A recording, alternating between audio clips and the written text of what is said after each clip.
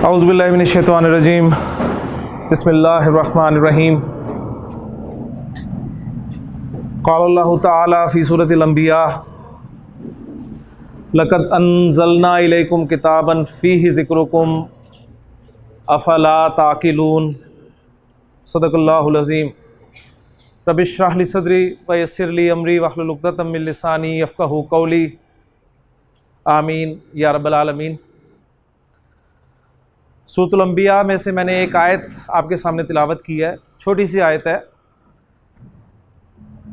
और अगर आप थोड़ा सा गौर करें तो इस आयत में भी वही लफ्ज़ ज़िक्र इस्तेमाल हुआ है जो कि कल हमने देखा था। सूरतुल कमर में अल्लाह ताला ने 4 मरतबा जिस आयत को दोहराया था उसमें भी ज़िक्र का लफ्ज़ था, और ज़िक्र के 2 माना मैंने आपके सामने बयान किए थे। एक ज़िक्र याद करना के माना में या ज़िक्र के माना में, और दूसरे नसीहत।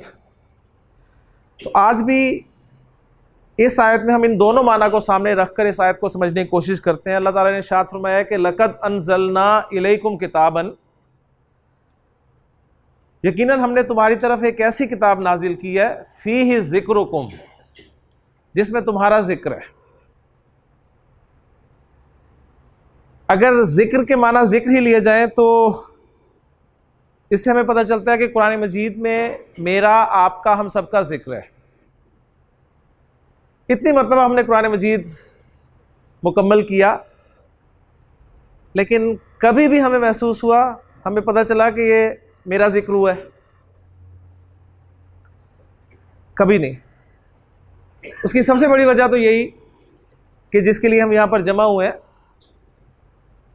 कि ज़ुबान, जो कुरान की ज़ुबान है, उससे हम ना वाकिफ़ हैं और हमें बिल्कुल वो ज़ुबान नहीं आती। लिहाजा हमें पता ही नहीं चलता, हमारी बात हो रही होती है, हमारा ज़िक्र हो रहा होता है कुरान में, और हम उससे ऐसे गुज़र जाते हैं जैसे हमारा ज़िक्र ही नहीं है। तो कुरान मजीद में मेरा ज़िक्र है, आपका ज़िक्र है, हम सब का ज़िक्र है, लेकिन कहाँ है? इस बात को जानने के लिए हमें कुरान की ज़ुबान को समझना पड़ेगा इंशाअल्लाह ताला।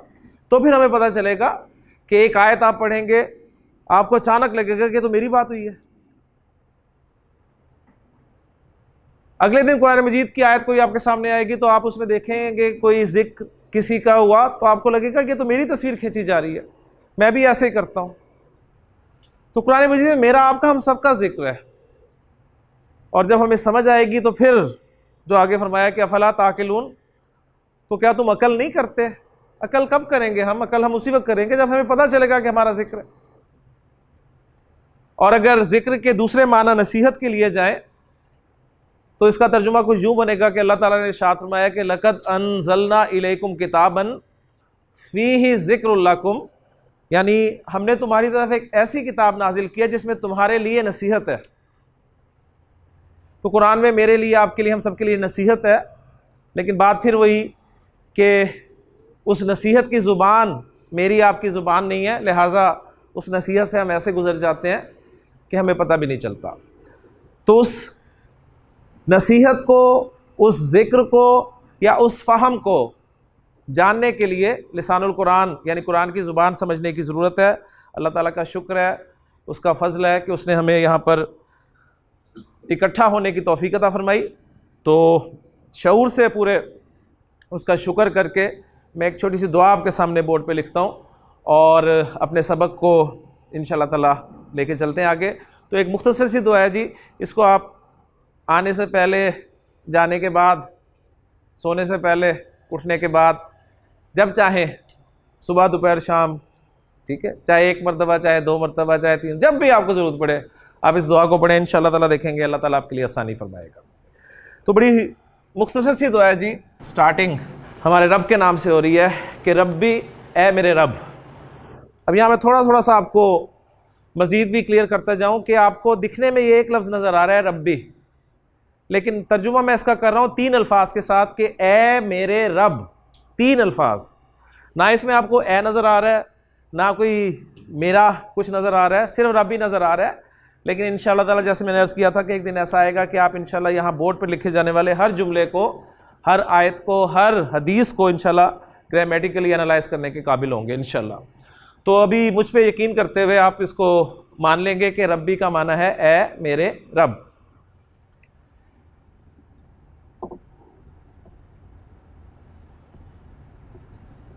यस्सिर, तू आसानी फरमा। अब ये भी एक ही लफ्ज़ है कहने को यस्सिर, लेकिन इसमें मैं तर्जुमा कर रहा हूँ कि अल्लाह के साथ आप आसानी फरमाइए, अल्लाह के साथ बेतकल्लुफ़ हुआ करें।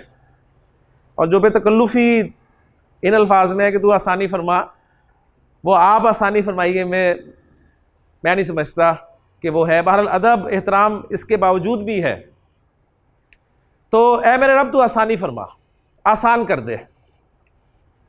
किसको आसान कर दे? मेरा आना, मेरा पढ़ना, मेरा सीखना, मेरा याद करना, ये सब कुछ आसान कर दे। अब आप जानते हैं कि आसानी के साथ साथ ही एक चीज चल रही है, तंगी। कुरान मजीद में अल्लाह ताला ने इरशाद फरमाया है कि इन्ना मअल उसरि युसरा, तंगी के साथ आसानी है। ठीक है, तो साथ ही दुआ मांगी जा रही है वला तो अस्सिर, और ए मेरे रब तू मुश्किल ना फरमाना, तंगी ना फरमाना। रब्बी यस्सिर वला तो अस्सिर, ए मेरे रब आसानी फरमा दे और मुश्किल ना फरमा। अब तेरी तौफीक से, तेरे फजल से, तेरे करम से हम यहाँ पर आ ही गए हैं, 40 दिन हमने निकाल ही लिए हैं, तो अब इसको ज़रा खैर आफियत से आसानी के साथ मुकम्मल भी फरमा दे। लिहाजा फरमाया व तम्मिम बिल खैर, व तम्मिम बिल खैरी, और खैरियत के साथ, बिल खैरी खैरियत के साथ, खैर के साथ, तम्मिम मुकम्मल फरमा दे।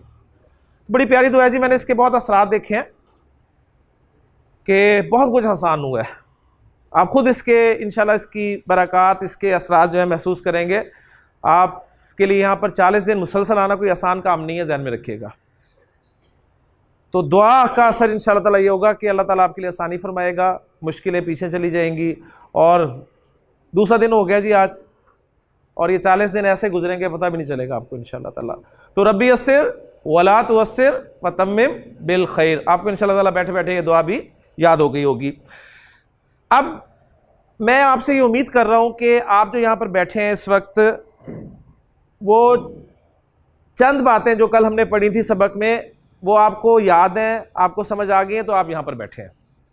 तो गोया कल सबक का जो रीकैप है वो मैं आपके सामने रख रहा हूँ कि रीकैप क्या है जी। हमने हुरूफुल हिजा से शुरू किया था अपने कोर्स को। हुरूफुल हिजा यानी हुरूफ तहज्जी यानी अल्फ़ाबेट, इनकी तादाद हमारे सामने आई थी 28 या 29, और ये फ़र्क जो था, ये डिफरेंस जो था, उसकी वजह अलिफ और हमज़ा। ये छोटे छोटे पॉइंट्स आपने बनाने हैं। 40 दिन के बाद आपके मेरा ख्याल है कोई 5 से 10 सफ़े लगेंगे इन पॉइंट्स की शक्ल में, लेकिन आपको पूरी ग्रामर इंशाल्लाह ताला अज़बर हो जाएगी इंशाल्लाह ताला। तो ये पॉइंट्स लेने हैं आपने। लेक्चर पौने घंटे का होगा, लेकिन अगर आप खुलासा निकालेंगे तो 3-4 या मैक्सिमम 5 पॉइंट्स निकल आएंगे। तो ये पॉइंट्स बनाया करें। हुरूफुल हिजा आपको पता होनी चाहिए, जो कि अल्हम्दुलिल्लाह पता है। इनकी तादाद 28 से 29 मैंने कही। कौन कौन से हैं, इनकी प्रोनाउंसिएशन आपको अल्हम्दुलिल्लाह पता है। किसको ए के साथ पढ़ना है, किसको आ के साथ पढ़ना है, वो सारा हम जान चुके हैं। अलिफ, बा, ता, सा, जीम, हा, खा वगैरह वगैरह।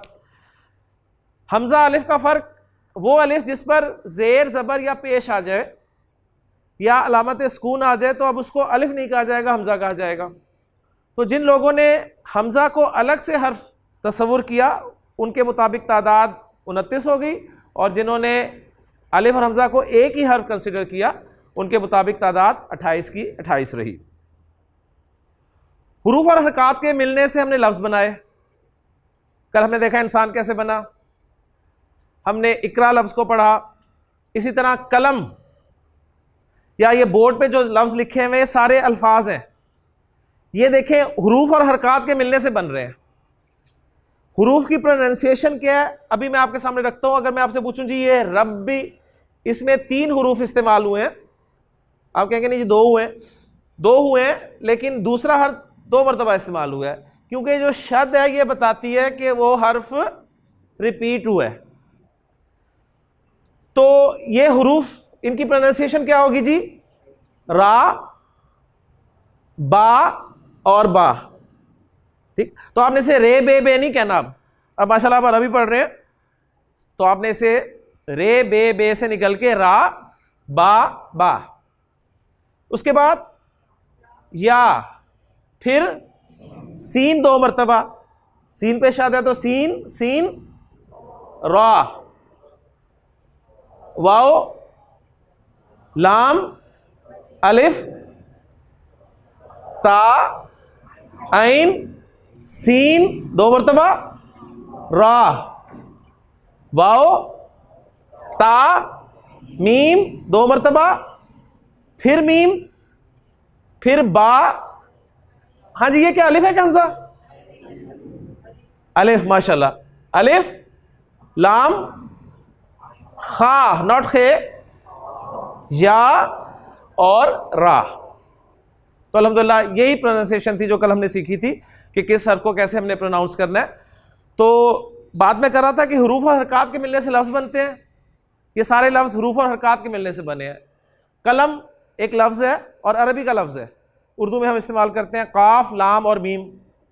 किताब अरबी का लफ्ज़ है, काफ ता अलिफ बा से मिलकर बना। कुर्सी अरबी का लफ्ज़ है, काफ रा सीन या 2 मरतबा। तो इतने सारे अल्फाज आपके अरबी के हैं जो उर्दू में इस्तेमाल होते हैं, बस सिर्फ तवज्जो करने की ज़रूरत है। आज इंशाअल्लाह ताला आपको एक वोकैबुलरी मिलेगी, एक लिस्ट मिलेगी इंशाअल्लाह ताला, जिसमें आपको वोकैबुलरी ज़ख़ीरा अल्फाज ग़ालिबन कहा जाता है जी। तो उसमें आपको मुख्तलिफ़ चीज़ों के नाम, यानी प्रॉब्लम स्टूडेंट्स को अक्सर ये होती है कि जी हमारी वोकैबुलरी कैसे इंक्रीज़ हो। तो देखें जी, वोकैबुलरी हमेशा इंक्रीज़ होती है पढ़ने के साथ। किसी भी ज़ुबान की वोकैबुलरी आपने बढ़ानी है तो कभी आप डिक्शनरी खोल के नहीं बैठ जाते कि अल्फाज याद करने शुरू कर दें कि जी आज मैंने 20 लफ्ज़ याद कर लिए, आज मैंने 25 याद कर लिए, आज 30 याद कर लिए। आप ज़ुबान समझते हैं और उसके बाद जब इस्तेमाल में लाते हैं उस ज़ुबान को तो अल्फाज की ज़रूरत पड़ती है और वो अल्फाज आप याद करते रहते हैं। एक दफ़ा जिस लफ्ज़ का आपको पता चल जाता है वो आपको याद हो जाता है। तो वो कुछ अल्फाज जो ज़रूरत वाले हमारे इस सबक में, आपके लिए इस कोर्स में या इन असबाक में इस्तेमाल होंगे इंशाअल्लाह ताला, वो बार बार आएंगे। तो वो मैंने लिस्ट एक तैयार करवा दी है, तो इंशाअल्लाह ताला उसे आप सामने रखेंगे, वोकैबुलरी आपके सामने वहाँ से आ जाएगी इंशाअल्लाह। मेन जैसे मैंने अर्ज़ किया था कि हमारी कंसेप्चुअल क्लास है, इसमें हमने अपने कॉन्सेप्ट्स क्लियर करने हैं। कॉन्सेप्ट हमारा क्लियर होगा, वोकैबुलरी आपको मिलेगी, तो इंशाअल्लाह ताला आप खुद ही जुमले भी बनाएंगे, अल्फाज को समझेंगे भी इंशाअल्लाह ताला। आज मज़ीद जो आगे अब अगला सबक, ठीक है, वो रिकैप हो गया। यहाँ तक हमने बात की थी हुरूफ हरकात के मिलने से लफ्ज़ बन गया, और लफ्ज़ की हमने 2 किस्में देखी थी। कौन कौन सी? बामाना और बेमाना। बामाना हमने कहा था जी कलिमा, और बेमाना को हमने कहा ही कुछ नहीं था क्योंकि हमारा स्कोप नहीं है, वो फोकस नहीं है हमारा। तो बेमाना को क्या कहते हैं अपने जहन पे बोझ देने की ज़रूरत नहीं है, हमने बामाना लफ्ज़ को सामने रखना है क्योंकि कुरान मजीद में हर इस्तेमाल होने वाला लफ्ज़ जो है वो बामाना है। लफ्ज़ की यानी कलिमा की, बामाना लफ्ज़ कलिमा, उसकी 3 अक़साम हमारे सामने आई थी। वो ज़रा मैं दोबारा आपके सामने लिखना चाहूँगा क्योंकि इससे आगे हमारा आज सबक शुरू होगा। वो थी जी इस्म, फेल और हर्फ। इस्म, फेल और हर्फ, ये 3 अक़साम थी बामाना अल्फाज की। तो कुरान मजीद में जो भी लफ्ज़ इस्तेमाल हुआ है वो या तो इस्म होगा ग्रामेटिकली, या फेल होगा, या फिर हर्फ होगा। इससे बाहर की कोई चीज़ नहीं होगा। इन 3 को हमने समझना है। इन 3 को समझने के बाद हम इंशाअल्लाह इस काबिल हो जाएंगे कि कुरान मजीद हमें समझ में आने लग जाएगा इंशाअल्लाह ताला। तरीक़ाकार हमारा सीखी हुई ज़ुबान की मदद से नई ज़ुबान के रूल्स, ये तरीका हमने इख्तियार किया हुआ है। तो जब भी किसी ज़ुबान के रूल्स, कवायद मुरतब किए जाते हैं तो होता यह है कि कुछ गैर ज़ुबान वाले लोग, जिनकी अपनी ज़ुबान वो ज़ुबान नहीं होती, वो लोग बैठते हैं, सर जोड़कर बैठते हैं और उस ज़ुबान में इस्तेमाल होने वाले तमाम बामाना अल्फाज को इकट्ठा कर लेते हैं। सारे बामाना अल्फाज इकट्ठे कर लिए। इकट्ठा करने के बाद उनको तकसीम कर दिया जाता है मुख्तलिफ ग्रुप्स में। ठीक हो गया। एक टाइप के अल्फाज एक ग्रुप में डाल दिए, एक टाइप के दूसरे ग्रुप में, एक टाइप के तीसरे ग्रुप में, एक टाइप के चौथे ग्रुप में, तो मुख्तलिफ ग्रुप्स बना लेते हैं अल्फाज के। जब अंग्रेजी के रूल्स बने तो अंग्रेजी के रूल्स बनाने वालों ने अंग्रेजी के बामाना अल्फाज को 8 ग्रुप्स में तकसीम किया। कुछ ने कहा कि 9 है, लेकिन बहरहाल 8 पे इत्तेफाक है उनका भी। उन्होंने कहा जी 8 ग्रुप्स हैं जिन्हें पार्ट्स ऑफ स्पीच का नाम दिया गया। ठीक, अब चूंकि सीखी जुबान, तो मैंने जैसा अर्ज किया था मजबूरी है हमारी, उर्दू अंग्रेजी हमें साथ लगानी पड़ेगी, तब आपको अरबी समझ में आएगी इंशाअल्लाह ताला। तो जो पार्ट्स ऑफ स्पीच हैं वो 8 है। उर्दू, फारसी और अरबी, इन 3 जुबानों के रूल्स कवायद मुरत्तब करने वालों ने बामाना अल्फाज को 3 ग्रुप्स में डिवाइड कर दिया। तो पहला फर्क ये आया अंग्रेजी के साथ आपका, अंग्रेजी में अल्फाज जो थे वो 8 ग्रुप्स में तकसीम हो गए। उर्दू, फारसी और अरबी 3 जुबानों में 3 ग्रुप्स बन गए। वो 3 ग्रुप्स तीनों जुबानों में कौन से थे? वो ये थे, उर्दू में भी इस्म होता है, फेल होता है, हर्फ होता है। फारसी में भी इस्म होता है, फेल होता है, हर्फ होता है। अरबी में भी इस्म है, फेल है और हर्फ है। अब सवाल ये पैदा होता है कि जो अंग्रेजी में आपके 8 पार्ट्स ऑफ स्पीच हैं, 3 तो समझ में आ गए, वो बाकी कहां जाएंगे 5? तो जाहिर बात है वो 5 जो है वो इन्हीं में कहीं ना कहीं घुसे हुए होंगे। तो इसी बहाने टॉपिक मेरा ऐसा अंग्रेजी पार्ट्स ऑफ स्पीच नहीं है, लेकिन मैं सिर्फ आपकी दिलचस्पी के लिए अर्ज करता चलूं कि इसमें अंग्रेजी के, क्योंकि अंग्रेजी हमें बड़ा शौक है और बचपन से पढ़ रहे हैं, तो हमें पता है कि जी क्या क्या चीज़ें हैं। तो अंग्रेजी के जो पार्ट्स ऑफ स्पीच हैं वो 8 में इन 3 में फिट करता हूं। तो ये भी इंशाल्लाह ताला आपके लिए एक मालूमाती बात होगी इंशाल्लाह ताला। तो इसमें अंग्रेजी के पार्ट्स ऑफ स्पीच में सबसे पहले आता है जी नाउन।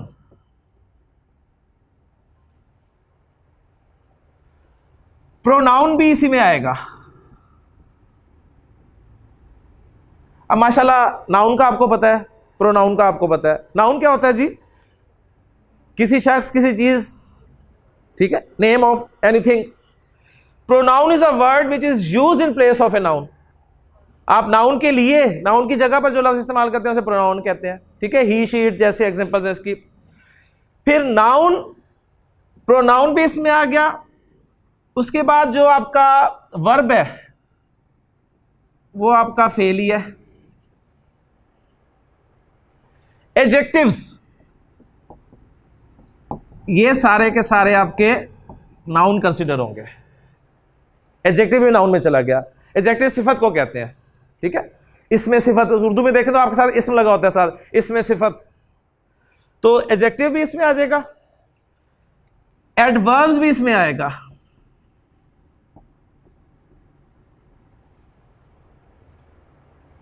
एडवर्ब ये भी क्वालिफाई करता है, नाउन को करता है, एडजेक्टिव को करता है या वर्ब को करता है, यानी अनदर वर्ब यानी एडवर्ब को करता है। तो एडजेक्टिव ये नाउन को क्वालिफाई करता है और एडवर्ब जो है ये वर्ब को या एडजेक्टिव को या एडवर्ब को ही क्वालिफाई करता है। ठीक है, ये देखें आप उस हिसाब से देखें तो यहां पर आपको, आपके सामने होगा इसम, तो शायद महदूद सी कोई चीज आपके सामने हो, लेकिन यहां पर आप देखें बढ़ रही हैं चीजें। तो 1 2 3 4 5 हो गए। उसके बाद आपकी हैं जी प्रेपोजिशंस। अब प्रेपोजिशंस जो है ये आपके हुरूफ में चली जाएंगी जी, हर्फ में आ जाएंगी।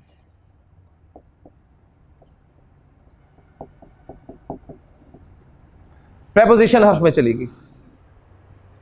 उसके बाद कंजंक्शन, एंड, और जैसे अल्फाज, ठीक, ये भी आपके हर्फ में आ जाएंगे।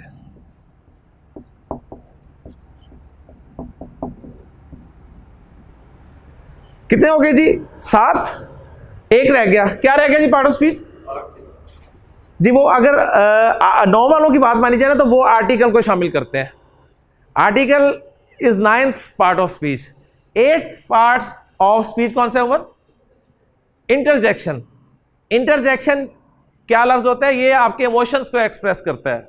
वाओ, ठीक है। कुरान मजीद में जैसे यूसुफ अलैहिस्सलाम के भाइयों ने जब हज़रत यूसुफ को कुएं में डाला था तो काफिला वहां से गुजरा तो जब काफिले में वारिद ने फ़अरसला वारिदहुम फ़अदला दलवा, तो उसने जब डोल डाला तो हज़रत यूसुफ अलैहिस्सलाम उसमें निकले, तो काला या बुशरा हाज़ा गुलाम। ठीक है, तो यानी या बुशरा को अगर हम उससे सेंस में लेना वाओ, तो वो फिर आपको समझ में आएगा कि ये सारा वो इंटरजेक्शन है। ठीक, तो इंटरजेक्शन अब किस तरफ जाएगा, ये भी इसमें आ जाएगा जी।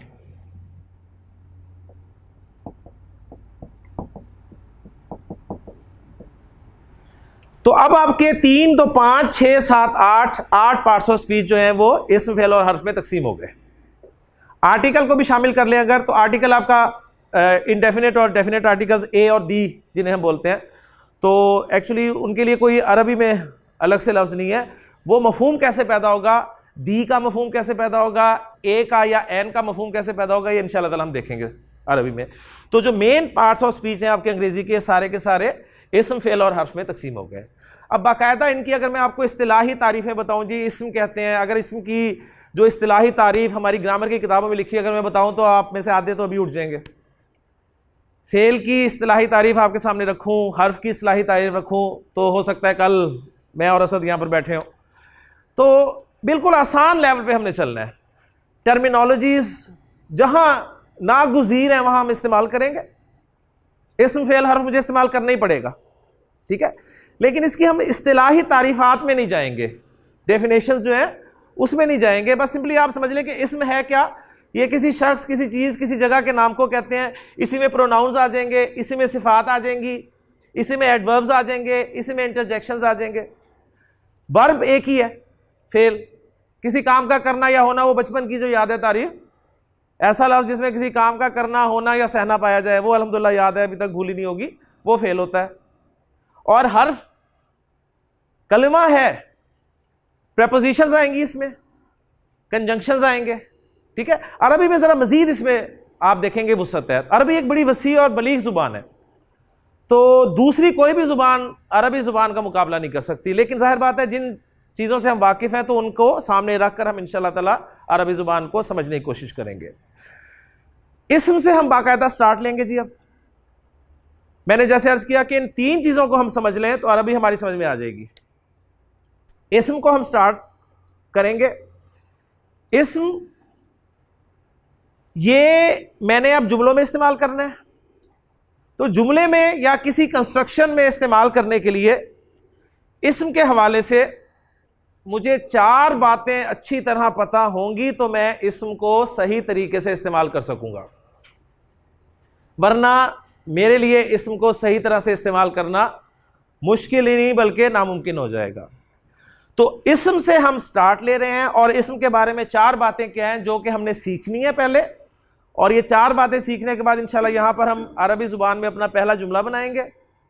और जब जुमला बन जाएगा एक, तो फिर कुरान की आयत आपके सामने आएगी, क्योंकि वो भी एक जुमले की शक्ल में है। नबी करीम सल्लल्लाहु अलैहि वसल्लम की एक हदीस आपके सामने आएगी, वो भी जुमले की शक्ल में है। तो फिर इंशाल्लाह आपके सामने अरबी खुल जाएगी। तो लेकिन सबसे पहले हम इस्म की 4 बातें कौन कौन सी हैं जो हमने समझनी है वो मैं बोर्ड पे लिख रहा हूँ जी। पहली चीज़ जो इस्म के बारे में मैंने समझनी है अच्छे तरीके से, वो है इस्म की जिन्स।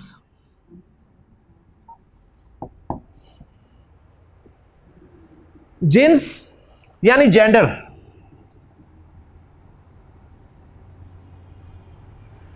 जेंडर यानी इस्म का मुज़क्कर या मोन्नस होना। उर्दू में जब तक मुझे पता ही नहीं है कि कलम मुज़क्कर है या मोन्नस, अगर मैं आपसे सवाल करूं जी, कलम मुज़क्कर है कि मोन्नस, आप सोच रहे हैं कलम को क्या कहें, मुज़क्कर कहें मोन्नस कहें?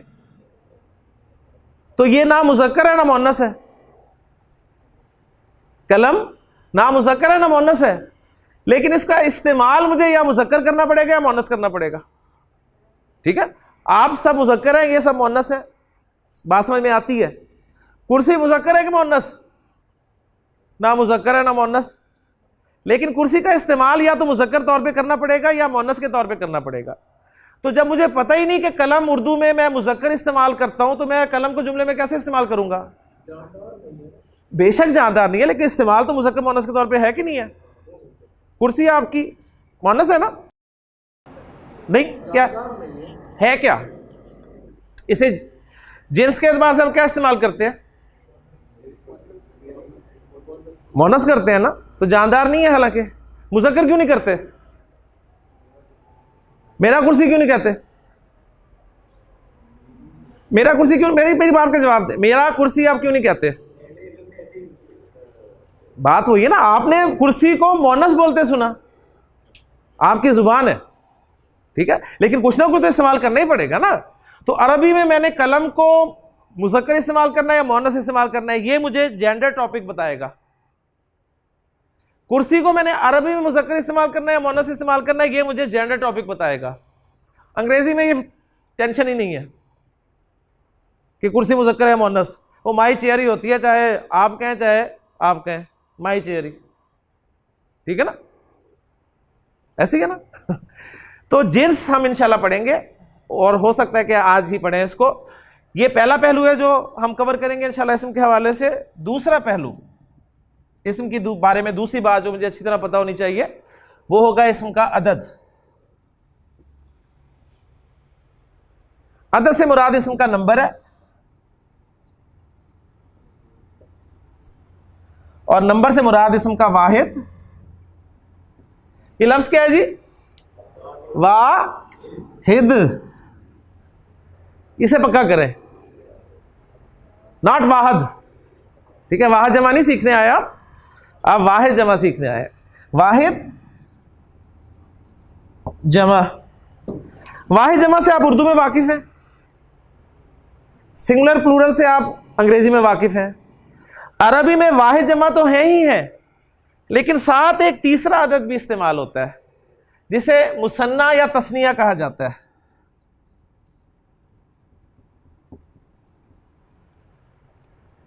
अरबी में एक के लिए वाहिद का लफ्ज इस्तेमाल होगा, दो के लिए मुसन्ना का लफ्ज इस्तेमाल होगा, और दो से ज्यादा जायद, ठीक है, ज्यादा के लिए जमा का लफ्ज इस्तेमाल होगा। जबकि उर्दू और अंग्रेजी में एक के लिए वाहिद और दो या दो से ज्यादा के लिए जमा इस्तेमाल होता है। तो नई चीज जो आई है आपके लिए अरबी में, वो होगी जी मुसन्ना या तस्निया। एक्चुअली जो वर्ड होता है वो मुसन्ना कहलाता है। द एक्ट ऑफ मेकिंग मुसन्ना इज कॉल्ड तस्निया। तस्निया जो होता है वो असल में मुसन्ना बनाने के अमल को कहा जाता है। तो हमें एक कलम की अरबी तो पता है जी, ठीक है, कलम की अरबी कलम, लेकिन कलम की जमा आपको पता है? कलम की जमा आपको नहीं पता, तो अरबी में आपको आनी चाहिए, ठीक है। अच्छा, कलम, माशाल्लाह एक जवाब आ गया, अकलाम। कलम की जमा अकलाम। किताब की जमा कुतुब, वो माशाल्लाह आपको आती है। तो एक किताब किताब है और दो से जायद कुतुब है, लेकिन दो किताबों के लिए अरबी में अलग से लफ्ज होगा, वो हम सीखेंगे मुसन्ना में। दो कलम के लिए अरबी में अलग से लफ्ज होगा, ये हम सीखेंगे इंशाल्लाह ताला कि वो कैसे बनना है, उसका फार्मूला क्या है, रूल्स क्या है, सारे रूल्स के तहत इंशाल्लाह ताला हम चलेंगे जी। तीसरी चीज जो इसम के बारे में मुझे पता होनी चाहिए वो होगी जी इसम की वुसअत। वुसअत, वुसअत कहते हैं जी कैपेसिटी को। हम कहते हैं माशाल्लाह इस हाल की बड़ी वुसअत है। कैपेसिटी,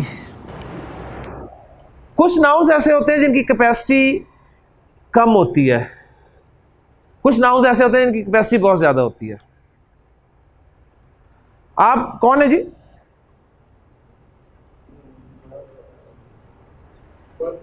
जी माशाल्लाह, ये फर्द है तालिब इल्म की हैसियत से इस क्लास में आए हैं। तालिब इल्म है ना, कह सकता हूँ जी, तालिब इल्म है, आप भी तालिब इल्म है, आप भी तालिब इल्म है, आप भी तालिब इल्म, जितने भी बैठे हैं सब के सब तालिब इल्म है। यहाँ पर ये तालिब हैं छोटी सी, उनके साथ तालिब हैं, उनके साथ तालिब हैं, उनके साथ तालिबा, सब तालिबात हैं। तो तालिब इल्म या तालिबा की वुसअत बहुत ज़्यादा है, लेकिन आप तालिबात में से आयशा अगर मैं पूछूं तो शायद कोई एक आधा हाथ खड़ा हो जाए। आप तालिब इल्मों से मैं पूछूं जी उसामा, कोई है? एक हाथ खड़ा हुआ। तो उसामा तालिब इल्म है, लेकिन हर तालिब इल्म उसामा नहीं है। ठीक है, मैं कहता हूं जी एक तालिब इल्म मुझे पानी पिला दे, तो मेरा ख्याल है, गुमान है मेरा, कि आप में से हर एक की ख्वाहिश होगी कि मैं पानी पिलाऊं। लेकिन जब मैं कहता हूं उसामा मुझे पानी पिला दे, तो उसामा ही उठेगा मेरा ख्याल, और कोई नहीं उठेगा। तो ये कैपेसिटी है इसम की। इसमें वुसअत के एतबार से इसम जो है या तो नकिरा होगा जी, या फिर वो होगा मारिफा। ये भी आप पढ़ते आए हैं, उर्दू ग्रामर में आपने नकरा मारिफा पढ़ा हुआ है। ठीक है, डेफिनेटली मारिफा नकरा हम उर्दू में पढ़ते आए हैं, कॉमन नाउन प्रॉपर नाउन अंग्रेजी में पढ़ते आए हैं। ठीक है, तो अरबी में कौन सा नाउन जो है वो नकरा कंसिडर किया जाएगा, कौन सा नाउन प्रॉपर कंसिडर किया जाएगा, ये इंशाअल्लाह ताला हम यहां पर सीखेंगे जी। ठीक, 3 चीजें हो गई जी। और चौथी चीज जो कि अरबी जुबान की सबसे अहम चीज है जो आप सीखेंगे, और मैं फिर कह रहा हूं कि आप सीखेंगे, लेकिन जब लिखूंगा तो आप कहेंगे हमें आती है। तो वो चौथी चीज क्या है जी? वो है इस्म का एराब।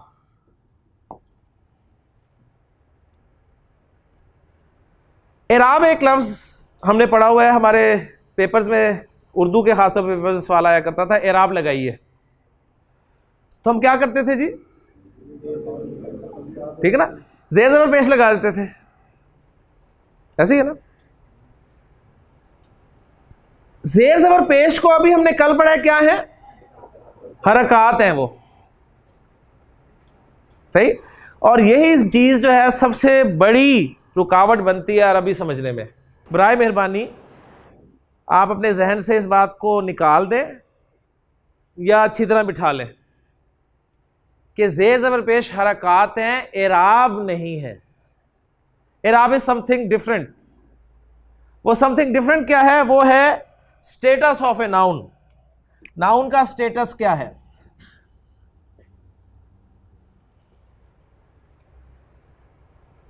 अरबी जुबान में इस्तेमाल होने वाला हर नाउन, हर इस्म के बारे में पढ़ रहे हैं ना हम, हर इस्म स्टेटस वाइज डिफरेंट होगा। जिस तरह आप लोग माशाल्लाह स्टेटस वाइज डिफरेंट है, ठीक है। इवन एक स्टेटस के लोग जो हैं वो भी अपने डेली रूटीन में डिफरेंट है। मुख्तलिफ हालतों में इस्तेमाल होता है नाउन, इस्म अरबी जुबान में। आप सुबह एक हालत में होते हैं, जब सुबह सो के उठते हैं तो आपकी और हालत होती है। बिजनेस के लिए, फैक्ट्री के लिए निकलते हैं तो और हालत हो जाती है आपकी, ठीक। और जब शाम को आते हैं तो और हालत होती है। तो आप हालतें बदलते रहते हैं अपनी, होते आप ही हैं, ठीक है। कभी आप बड़े ऊंची हालत में होते हैं, फ्रेश, और शाम को गड़े हुए होते हैं, थके हारे, होते आप ही हैं। और रात को फिर आप लेटी हुई हालत में होते हैं, ठीक है। तो अरबी जुबान में भी इस्म जो है वो 3 हालतें इख्तियार करेगा, और वो 3 हालतें हमें एराब बताएगा इस्म की, ठीक है। इस एतबार से जो आपने चीज समझनी है वो ये है कि अरबी जुबान में जैसे कि जिन्स के एतबार से इस्म या तो मुज़क्कर है या मुअन्नस है, अदद के एतबार से या वाहिद होगा या मुसन्ना होगा या जमा होगा, वुसअत के एतबार से या नकरा होगा या मारिफा होगा। तो एराब के एतबार से इस्म या तो मरफू होगा, हालत रफा में होगा, या फिर वो मंसूब होगा, हालत नसब में होगा, या फिर वो मजरूर होगा, हालत जर में होगा। तो इसमें इन 3 हालतों में से एक हालत में आपको कुरान मजीद में मिलेगा जी, या वो आपको मरफू मिल रहा होगा हालत रफा में, या वो मंसूब मिलेगा आपको हालत नसब में, या फिर वो मजरूर मिलेगा आपको हालत जर में। इसके अलावा इसम की चौथी कोई हालत नहीं होगी। अब वो हालत रफा में होगा तो कैसा दिखेगा? आप फ्रेश होते हैं तो कैसे दिखते हैं? जब वो हालत नसब में होगा तो कैसे दिखेगा? जब वो हालत जर में होगा तो कैसे दिखेगा? ये हम इंशाल्लाह पढ़ेंगे तफसील से एराब के टॉपिक में, ठीक। अब मुझे पता है कि आप जिन्स अदद वुसअत को भूले हुए, सब सारों की तवज्जो एराब पे गई है कि ये है क्या चीज़, लेकिन इंशाल्लाह ताला एक एक करके हम इसे तफसील से पढ़ेंगे। अभी तो जिन्स आपके सामने मैं शुरू करूंगा तो आपको पता चलेगा कि जिन्स में से भी बहुत सारी चीजें आपके लिए नहीं होंगी इंशाअल्लाह ताला। तो इस्म को हमने बाकायदा शुरू किया जी। इसमें क्या क्या चीजें आ रही हैं? नाउन आ रहा है, प्रोनाउन आ रहा है, एडजेक्टिव आ रहा है, एडवर्ब आ रहा है, इंटरजेक्शन आ रहा है। और उर्दू में हम ये कह सकते हैं कि इस्म किसी शख्स का नाम है, किसी चीज का नाम है, किसी जगह का नाम है, कोई सिफत है, किसी काम का नाम है। नाम जहां भी आ जाएगा वो इस्म की कैटेगरी में आ जाएगा। और इस्म को जुमले में या किसी कंस्ट्रक्शन में इस्तेमाल करने के लिए मुझे उसके बारे में 4 चीजें अच्छी तरह पता होनी चाहिए। उसकी जिन्स, कि ये मुज़क्कर है या मुअन्नस है। अगर रियल मुज़क्कर मुअन्नस नहीं है तो इसका इस्तेमाल मुज़क्कर है या मुअन्नस।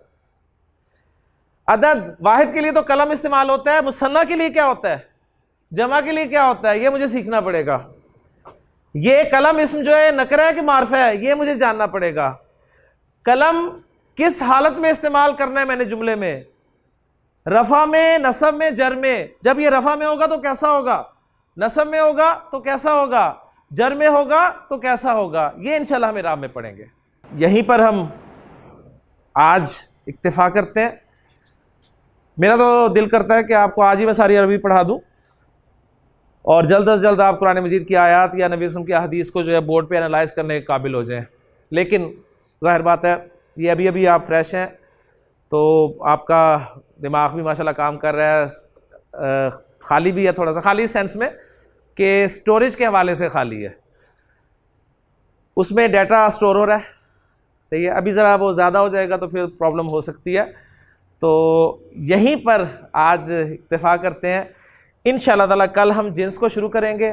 आप इस काबिल होंगे कल कि आप खुद मुझे बताएंगे कि जी अरबी ज़ुबान में पंखा मुज़क्कर है कि मुअन्नस है।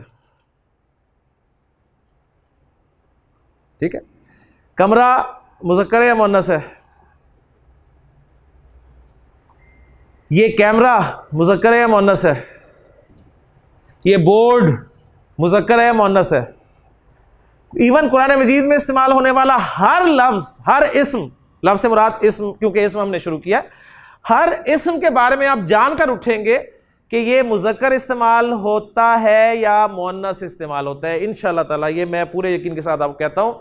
लेकिन बात सिर्फ वही है कि जो मैंने कल आपसे गुजारिश की थी, देखें इस बोर्ड पे अब ये कुछ लिखा हुआ है।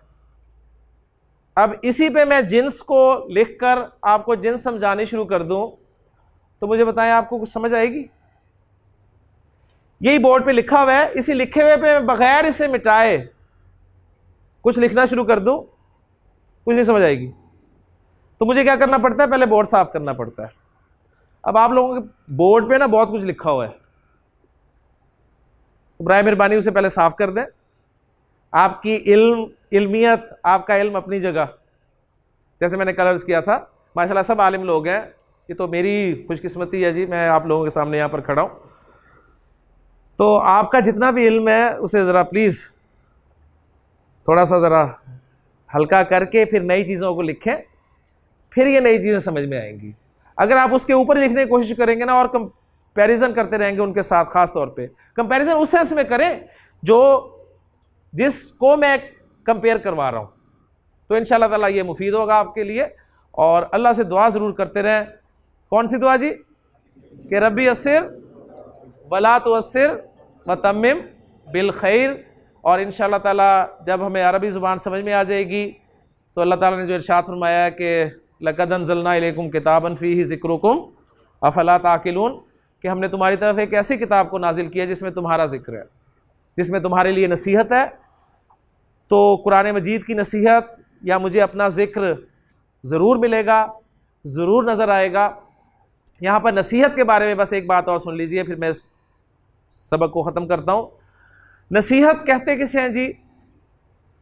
आप कहेंगे ये अच्छी बात को, लेकिन मुझे बताया स्टूडेंट को ये नसीहत की जाती है कि पढ़ लो, तो क्या स्टूडेंट के लिए अच्छी बात होती है? स्टूडेंट इसे अच्छी बात समझता है? स्टूडेंट के लिए तो अच्छी बात है ही नहीं।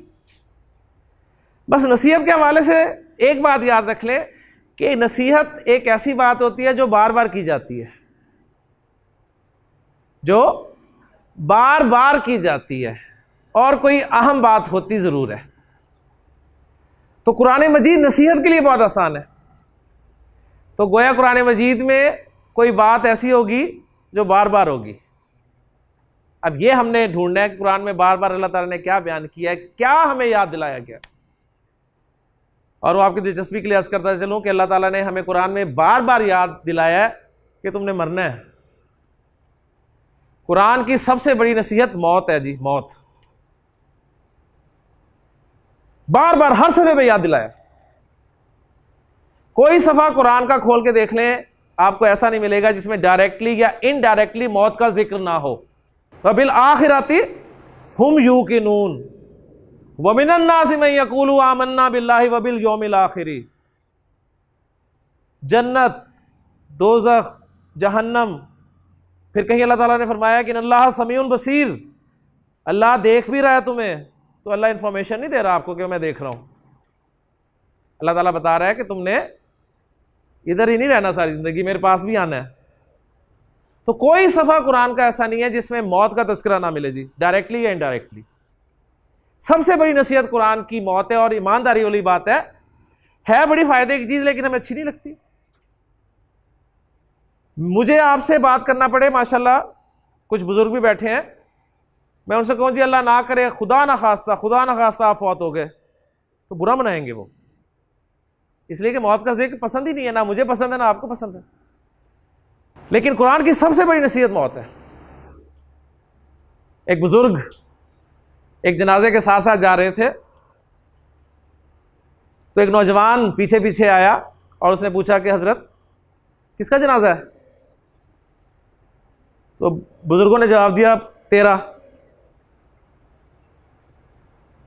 अब जरा नौजवान से पूछूं कि माशाल्लाह आपने क्या, आपके जज्बात होंगे। उन्होंने कहा बाबा जी सीधी जी गल पूछी सी, पुठे जवाब देता तो सीधे। उन्होंने कहा अच्छा बेटा अगर बुरा लगा है तो मेरा है।